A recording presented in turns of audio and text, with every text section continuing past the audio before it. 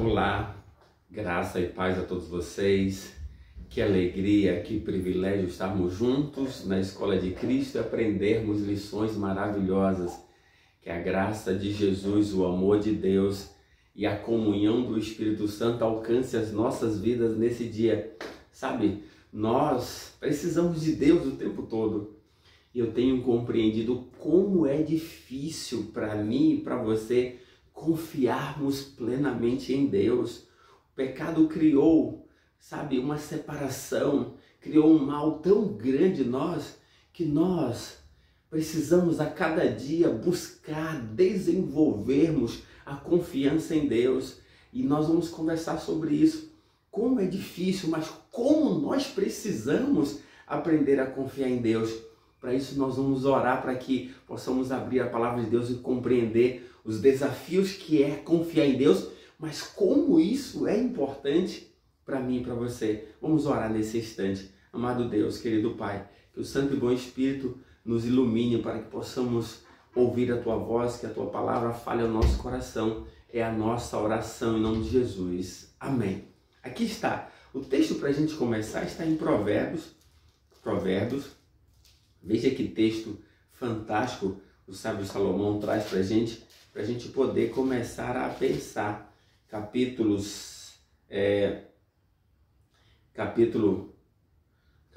3 e o verso 5 e 6 diz assim, olha só: confia no Senhor de todo o teu coração e não te estribes, ou não confie, né? Estribar é não se apoie, não te estribes no teu próprio entendimento, reconhece-o em todos os teus caminhos e ele, o Senhor, endireitará as tuas veredas. Ou seja, aprenda, Jair, aprenda você, Antônio, Maria, todos vocês aprendam a confiar no Senhor de todo o teu coração e não se apoie, não se estribes em teus próprios entendimentos. Reconhece o Senhor em todos os teus caminhos e ele, o Senhor, vai endireitar as tuas veredas. Sabe, até quando você tomar uma decisão errada, se você aprender a confiar em Deus, ele vai consertar. Sabe, mas o grande desafio eu quero trazer para vocês, para a gente conhecer um pouco sobre essas histórias dos grandes homens, dos patriarcas da fé, mas como foi difícil para eles confiar em Deus, naquilo que Deus falava. Só para a gente ter agora uma ideia, vamos conversar sobre um pouco sobre a vida de Isaac e também de sua esposa Rebeca e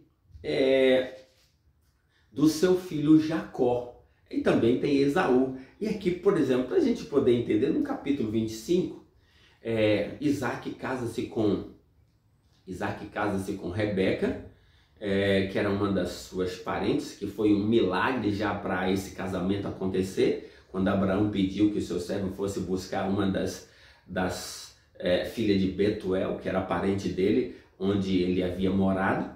E aí o milagre acontece e aí Rebeca vem. Quando Rebeca vem, casa-se com Isaac, ela era estéril. Isaac então ora, olha só aqui o verso 21.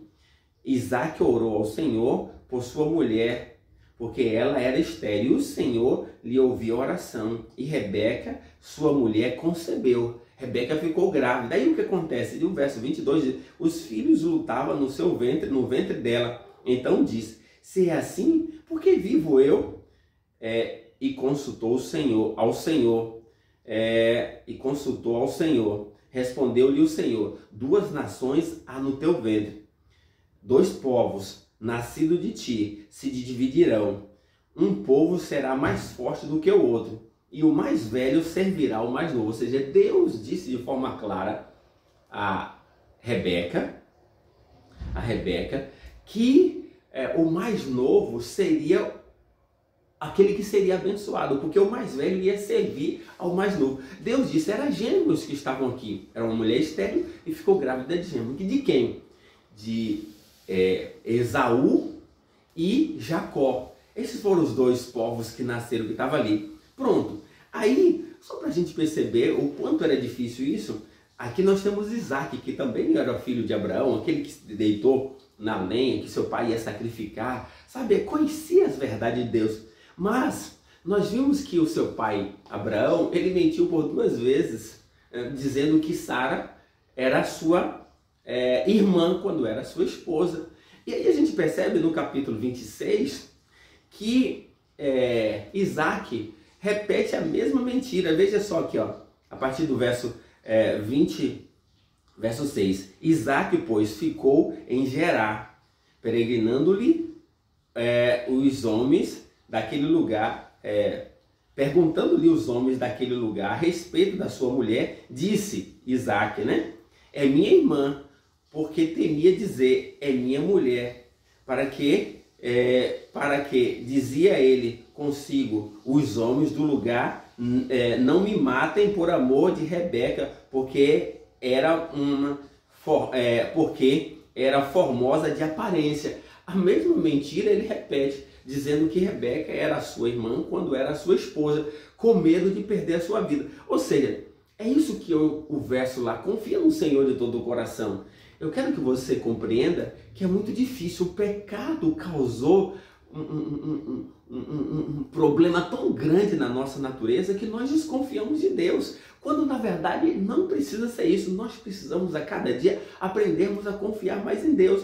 Aí ele faz isso. O que acontece? Agora nós vamos ter Rebeca aqui, que Deus havia dito que seria 2 nações e que o mais velho serviria o mais novo. Nós temos no capítulo 27 que diz aqui o texto: tendo-se envelhecido Isaac e já não podendo ver, não enxergava direito, porque os seus olhos se enfraqueceram, chamou a Esaú, seu filho mais velho, e lhe disse: meu filho, respondeu ele, eis-me aqui. Disse-lhe o pai: estou velho e não sei o dia da minha morte. Agora, pois, toma a tua arma, a tua aljava e o teu arco, sai ao campo e apanha para mim uma caça. Faz-me uma comida saborosa, como eu aprecio, e traz-me para que eu coma e te abençoe antes que eu morra.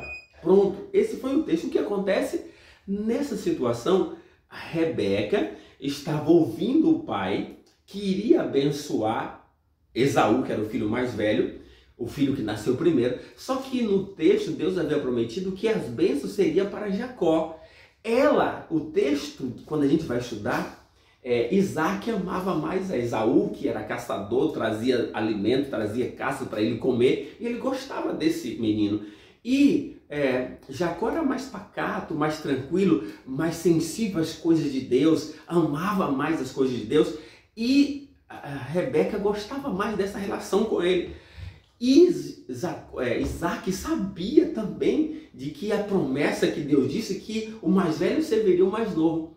Então, nesse instante, Rebeca, quando percebe isso, ela tenta resolver o problema. O que ela faz? Ela então trama um plano junto com o seu filho Jacó para enganar Isaac. Isaac, então, se você ler o capítulo todo aqui, foi enganado por Rebeca. Por quê? Porque Jacó, com a estratégia da mãe Rebeca, criou uma mentira e se passou como se fosse Esaú, porque Isaac já não enxergava, para receber as bênçãos que Isaac ia dar para o filho mais velho. Que na verdade Isaac também não deveria fazer isso, porque ele sabia que o mais velho serviria o mais moço. Ou seja, como eu estou dizendo para você, como nós estamos entendendo aqui, como é difícil a gente aprender a confiar nas promessas de Deus. Nós precisamos a cada dia começar a render a nossa vida naquilo que Deus fala, porque aquilo que Deus fala, Ele cumpre. Por isso o verso diz: confia no Senhor de todo o teu coração e não te estribes em teus próprios entendimentos. Reconhece-o em todos os teus caminhos e Ele, o Senhor, endireitará as tuas veredas. Eu e você precisamos aprender a cada dia, porque quando nós estudamos a vida desses homens aqui, a gente percebe quantos erros eles cometeram, porque não confiaram em Deus, não confiaram na promessa de Deus. E nós cometemos muitos erros ainda hoje, porque também não confiamos nas promessas de Deus. Quando nós confiamos nas promessas de Deus, fique tranquilo, Deus fará com que as suas promessas se realizem, porque Deus não é homem para que minta, nem filho de homem para que se arrependa. Tendo Ele falado, não cumprirá, tendo Ele prometido, não realizará. Esse é o texto que está em Números, capítulo 23, verso 19. Eu e você precisamos a cada dia aprender a confiar em Deus. Essas histórias estão aqui para a gente perceber o quanto é difícil, mas que vale a pena eu e você aprendermos a confiar em Deus, porque esse é o segredo da nossa felicidade, é o segredo de estarmos bem, felizes e tranquilos, porque Deus realizará aquilo que Ele prometeu. O que você precisa? Você precisa confiar em Deus, então desenvolva a confiança em Deus, porque Ele vai atender às suas necessidades. Que Deus te abençoe, que eu e você possamos aprender a confiar plenamente nesse Deus e vamos orar nesse instante. Amado Deus, obrigado pelas tuas promessas, obrigado porque essas histórias estão aqui. Os teus filhos erraram porque não confiaram em Ti, mas ajude-nos a confiar em Ti plenamente. Ajuda no Senhor, nós choramos por Jesus. Amém.